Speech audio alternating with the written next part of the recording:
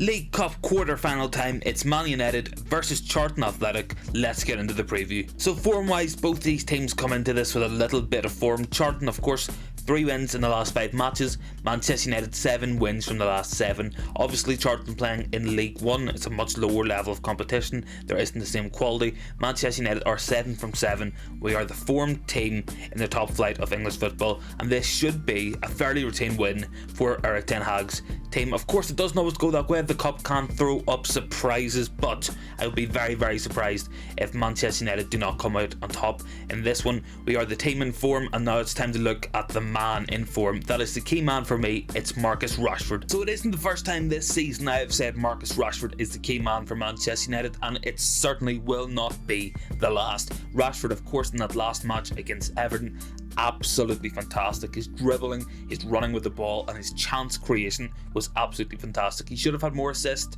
but 2 assists for Rashford was very, very good. And then, of course, taking that penalty with the last kick of the ball, ice cold, cool, calm, collected, and he buried that ball into Jordan Pickford's net. This is the story all season with Marcus Rashford. He is a man who went away over the summer after the worst season of his career as a footballer. He looked himself in the eye, he dusted himself off, and he got back.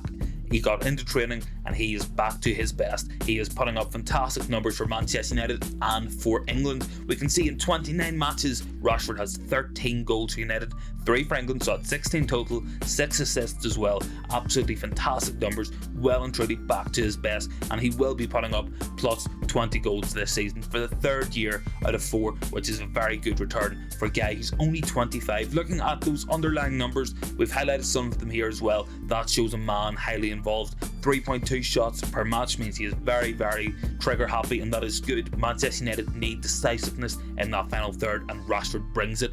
1 key pass per match as well shows his creative streak, which isn't as high as in other years, but Rashford really is solely focused on scoring goals at the minute, and it is fantastic to see that from Marcus Rashford, and it is great to see him back to his best, and that is why he will be in the starting 11 for me. So let's have a look at the rest of the team right now. Okay, so this will be my predicted team. This is how I think we will line up. For me, there's a couple of changes that I would like to see. I'm not too fond of seeing McTominay and Fred, Harry Maguire all starting together, but I think Ten Hag will use this opportunity to rotate his side. So in goal, we're going to have David De Gea. Of course, Jack Butland has come in on loan until the end of the season, but I don't see Butland starting so soon, nor over David De Gea. A quarter-final cannot be taken lightly. We will go quite strong in this match. At right back, I'm expecting to see Diogo Dalot. Of course, he came back in for that Everton match.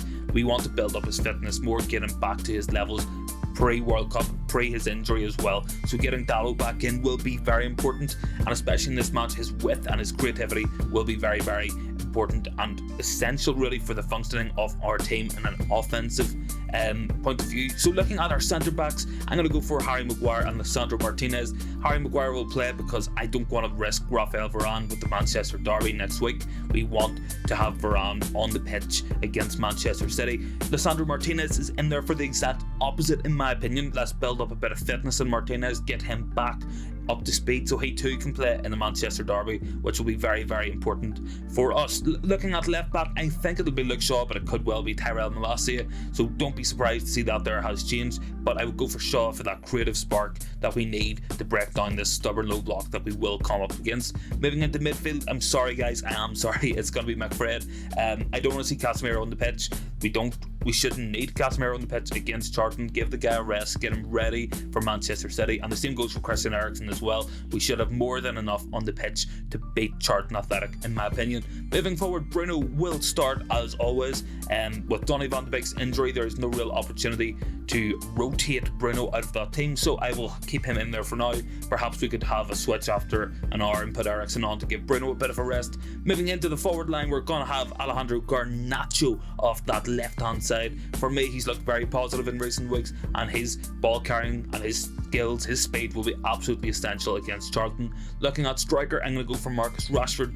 Anthony Martial was a little bit poor against Everton on the ball. His finishing wasn't the best. He did pick up a knock against Bournemouth that might have contributed to it, so give the guy a rest. We don't have to start him. Go with Rashford, let him get a couple more goals and build up that confidence. And off the right, I'm going to go for Anthony back amongst the goals against Everton. So I back Anthony to come in, do do well against Charlton and maybe stake a place in the Manchester derby for him. So with all that in mind, it's time for prediction time, quarter-final time. Usually very hard to predict, but for me it will be a routine win for Manchester United. I'm going to go for a 3-0 win in this one. I think Marcus Rashford will get a goal early, and maybe we can take him off at half-time. That would be nice to give the guy a bit of a rest, keep him fresh for Arsenal and City coming up. I'm also going to go for Bruno Fernandes getting on the score sheet, and I think Garnacho's scoring in this one. I think he will continue that good form he's on, assists recently, winning penalties, get the kid a goal, build up that confidence, and he will look even better for Manchester United. So that's my prediction. Let me know what yours are down below. As always guys, don't forget to like, comment and subscribe if you are new and you want to stay notified of all the content coming up. Join me after the match for a live reaction. We should as well have a live reaction to the draw of the semi-final if Manchester United are in it, so join me for that of course guys, and I will see you in the next one.